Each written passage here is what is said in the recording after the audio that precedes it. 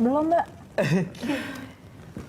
Iya, pemirsa, Anda kembali di Morning Show. Kita langsung saja mempraktekkan. Kita dari TK Kuncup ya, atau dari TK Mawar. Kembang kuncup. Kembang Kuncup. Ini ada beberapa nama, ada Eliza, ada Cakri, ada Ade. Untung nama saya sederhana sehingga gampang ya, Ade, potongnya.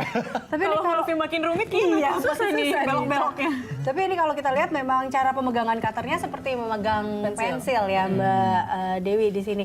Terus kalau Iya.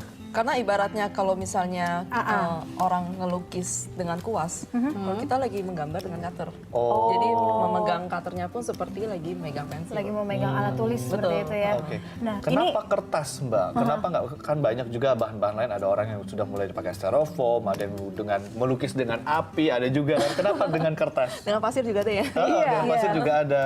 Kenapa kertas? Kenapa saya pilih kertas? Karena kertas itu barang yang paling sederhana, yang pasti bisa kita temukan di setiap rumah. Jadi disinilah saya ingin membuktikan ke masyarakat kalau dengan barang yang sangat sederhana ini, kita dengan sentuhan kreativitas kita bisa mengolah ini menjadi barang yang bernilai tinggi. Biasanya ketika ada customer datang ke Mbak Dewi minta dibikinkan khusus dengan kertas, itu alasannya apa, Mbak? Mungkin karena saya udah banyak berkarya di sini ya, jadi Unik mereka juga melihat kali ini. karena udah banyak juga yang mesen ini untuk jadikan kado, mungkin dari sana referensi. Jadi akhirnya. ini yang abis ini yakin Semuanya jebur ujung lapar. Iya, memang lebih gampang pakai cutter atau pakai gunting sih Mbak? Saya gemes deh. apa karena cutter ini mungkin jauh akan lebih rapih kali Rapi. dibanding sama gunting atau seperti apa sih Karena sebenarnya pas waktu pertama kali saya mencoba paper cutting ini, saya cobanya pakai gunting. Oke. Tapi akhirnya ada bagian-bagian yang tidak terjangkau. Tidak detail. Nggak bisa ngejangkau bagian yang Oke. kecil-kecil itu nggak bisa terjangkau dengan gunting. Akhirnya saya selesaikan dengan cutter. Akhirnya sejak karya kedua dan seterusnya semuanya pakai cutter. Oke, project yang paling rumit yang pernah dikerjakan dan paling besar mungkin dalam sejarah Mbak Dewi dalam menekuni ini apa? Kalau misalnya project saya bagi dua ya. Jadi satu yang paling besar sama satu yang paling penting. Yang paling penting apa? Dan yang paling besar apa? Dan yang paling rumit apa? Yang paling besar dan yang paling rumit itu yang waktu itu saya pernah bikin lukisan perjamuannya Yesus waktu Last Supper. Perjamuan Kudus. Perjamuan Kudus dari lukisan Last Supper. Lalu itu panjangnya sekitar 1 meter. Wow. Iya, itu malah saya pakai detail-detail. Iya, semua detailnya. Jadi mulai dari detail orangnya ada 12 ya, 12 per 1 jadi 13 muka gitu. Lalu ada backgroundnya juga. Backgroundnya ada ukir-ukiran dari lukisan aslinya. Itu diselesaikan kurang lebih 3 bulan. 3 bulan. Itu 3 ada bulan. orang yang pesan atau memang Mbak Dewi ingin memecahkan rekor sendiri? Ada yang pesan Ada yang kebetulan. pesan. Kebetulan orangnya juga tantang saya, lu bisa nggak bikin ini? Oh. Nah ini kita dapat tantangan bikin nama sendiri aja Saya sama hurufnya ternyata susah, jadi saya huruf yang lurus-lurus aja dulu.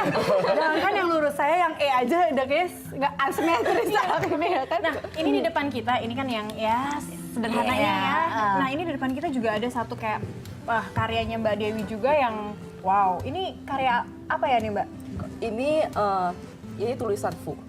Fu itu tulisan Cina ini dibacanya Fu, yang artinya good fortune. Oh, oke. Jadi dalam satu paper cutting ini ada 100 huruf Fu yang melambangkan 100 good fortune. Oke. Gitu. Biasanya orang-orang dari keturunan biasanya menyukai ini buat dipajang di rumahnya untuk mendatangkan keuntungan yang banyak di rumahnya. Oh, saya mau dong. Tapi tadi kan Mbak Dewi cerita tuh yang paling berkesan adalah membuat tadi gambar Itu yang besar itu kan. katanya. Nah, kalau yang paling sulit itu apa? Yang paling sulit dan waktu itu yang paling bikin deg-degan juga.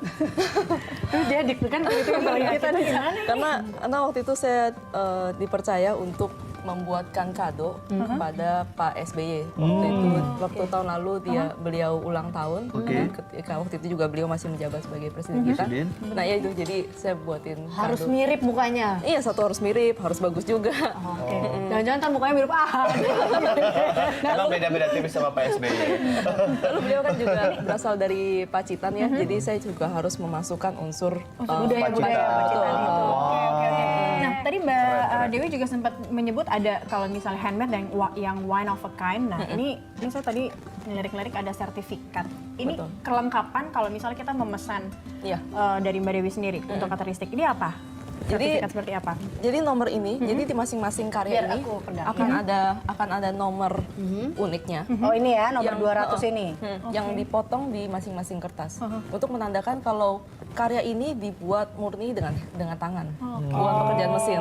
Oke. Oh. Berarti ini udah Dan ini nomor adalah ke-200 karya yang ke-200 yang Betul. dilakukan yang dibuat oleh Mbak Dewi ya. Yang waktu batik itu. yang putih yang tadi itu Yang ini ya? 200 betul. Yang ini. Nah, ini berarti satu-satunya nih ya. Satu-satunya. Satu-satunya. Oke. Mbak Dewi, Lagi yang mau bikin juga ribet kan? mau niru-niru juga. Mbak Dewi, bagaimana sih Mbak Dewi melihat masyarakat Indonesia sekarang yaitu menghargai produk handmade, terutama hal-hal yang seperti ini? Sudah melekkah atau masih belum pengen nyari sadar? instan Masih gitu, cari instan, udahlah, prapabrikan mau kayak gitu. gini, cari aja deh, print aja gitu. Udah jadi ya gitu Iya, ya. heeh. Saya melihat sih antusiasmenya masyarakat lumayan besar karena selama dalam setahun ini saya sudah mengadakan hampir lebih dari 20 workshop. Oke. Dan murid saya juga udah ratusan di berbagai kota. Termasuk nanti sore juga saya ada kelas lagi juga sebenarnya. Dan Nah, kita itu, nambah, Cak, kita itu juga udah 3 nih, nambah lagi 3 murid. Lanjut ini. Oh berarti kalau yang mau ikutan kelasnya ini membuat paper karakteristik ini bisa gitu ya? Bisa. dipelajari juga sebenarnya. Nah ini saya lihat ada sertifikat. Berarti ini seperti apa? Kalau udah lulus ada kelas-kelasnya juga atau seperti apa sih? Ya, Ada jadi beginner atau betul. apa? Jadi nanti di masing-masing kelas saya akan tes dulu masing-masing murid untuk Oh jadi melihat- kalau mau masuk harus tes juga. Tes dulu. Kira lagi dites. Ini saya banyak tanya supaya saya nggak disuruh lakuin ini, Cak. Terus ayo lanjut Mbak. Jadi akan saya tes dulu untuk melihat apakah murid ini bisa masuk ke level mana. Sinkron nggak tangan sama pikirannya. Iya benar. Karena keahlian tangan setiap orang tuh berbeda. Jadi memang ada yang dasarnya udah bisa lancar, ada juga yang masih butuh lebih banyak latihan. Kayak gitu. Jadi tergantung dari awalnya dulu ya, dia masuk beginner atau advance atau seperti itu. Jadi makanya di sertifikat ini juga nanti akan saya cantumkan dia tuh masuk level berapa dari ke berapa. Jadi ada berapa level? Kalau workshop biasanya saya sediakan tergantung barangnya nanti akan dibikin, biasanya antara 4 sampai 5 level. Oh, Oke. 4 sampai 5 level. Sekarang kan Mbak Dewi Oke. udah ngajarin banyak orang. Nah, dulunya Mbak Dewi belajar dari mana? Otodidak? Otodidak. kah? Otodidak sendiri. Enggak, belajar sendiri. Bukan belajar sih, tepatnya sih saya bisa sendiri mungkin karena dulu saya kuliahnya arsitek. Oke. Jadi udah biasa pegang cutter buat motong-motong maket. Oh, oke. Saya juga suka pegang-pegang Saya cutter buat tantangin Mbak buka Dewi. amplop. Saya tantangin Mbak Dewi deh bikin kayak ginian tapi buat bangunan gitu, konstruksi bangunan, ayo. Saya bikin apa? Itu udah sering. Oh, udah sering, Waktu iya. zamannya dulu kuliah kan kerjanya bikin Tapi dari begituan. kertas begini. Dulu malah dari karton kan. Oh, saya terlambat deh. Dari kartonnya. Kalau bikin begini udah biasa. Oke, berarti jadi ada kelasnya dan waktu itu Mbak Dewi sendiri adalah otodidak ya? Betul. Tertarik karena memang bentuknya lucu atau seperti apa sih? Nggak tahu, pertama kali waktu ngeliat kayaknya langsung tertarik dan langsung pengen nyoba aja. Oh, oke. Ini apa sih kalau anak kecil boleh nggak sih atau ada batas usianya nggak sih untuk mengikuti kelas-kelas Mengingat ini megang karakter gitu kan. Jadi mulai dari umur 8 selama dia udah bisa lancar nulis sih harusnya udah bisa ya. Oh, karena kan Tentunya dengan didampingin sama dari awal memang menggunakan cutter atau dari awal pakai gunting dulu deh? Enggak, dari awal memang udah pakai cutter. Kan namanya karakteristik. Oh lanjut ya langsung nggak bisa Cak, kalau gitu kita nggak bisa nih ini udah dari tadi saya baru seperempat Karena huruf kalian juga ya. banyak, Cakri. Saya cuma 3. Oke. Selain workshop juga saya ada kasih tutorial di website. Jadi mereka bisa lihat tutorialnya di YouTube juga. Di YouTube juga ada? Jadi Oke. untuk gimana sih caranya memotong dengan hasil Baik. yang rapi dan bersih. Oke. Benar-benar. Oke. Oke, ada obsesi besar nggak? Ada proyek besar atau mungkin ada harapan-harapan besar, mimpi-mimpi besar di dunia ini ke depannya? Mimpi besar sih sebenarnya waktu awalnya tuh saya ngimpi gimana caranya supaya semua orang bisa punya karakteristik. Mbak Dew, Ini udah punya. Mbak Dew ini kira-kira tipsnya nih kan kalau saya Cakri dan Ade kalau Mbak Saya bisa. coba saya lihat. Ade, kok putus sih deh? Nah ini tipsnya bagaimana sih supaya rapi? Karena kan walaupun sudah digaris-garis, walaupun sudah dibentuk sedemikian rupa, tapi ternyata tetap aja pada saat kita menggarisnya itu dengan cutter, tetap aja miring gitu kan. Terus belum Bengkok-bengkok. lagi Buratannya nanti- juga susah ya. Betul, belum lagi nanti ini abu-abunya masih kelihatan juga seperti itu. Terus supaya tidak lepas satu sama lainnya, ya kayak gitu, itu bagaimana? Itu tipsnya. Harus lebih teliti sih pas waktu ngegores itu pastikan kalau pertama kali ngegores langsung terpotong. Oh. Jadi jangan berkali-kali tarik garis. Oh, iya. Karena nanti akan mengeluarkan si serabut kertasnya itu. Ya udah. Tapi kalau saya sih melihat ini semua adalah ujian kesabaran, Mbak. Iya betul. Bener ya. Ini Buat pahalanya dulu buka puasa, Ini pahalanya dulu bisa. mengetes kesabaran dan itu tadi sinkron antara tangan kita sama otak kita. Berarti lebih harus teliti dan jangan menggores lebih dari satu kali ya. Nanti satu kali udah harus Oke, langsung saya udah hampir kegoreng gitu selesai. ya. Pertama kali langsung Oke, terpotong. Yes. baik. Ada udah selesai. Selesai. Waduh, Kebalik. Kebalik ya, kebalik.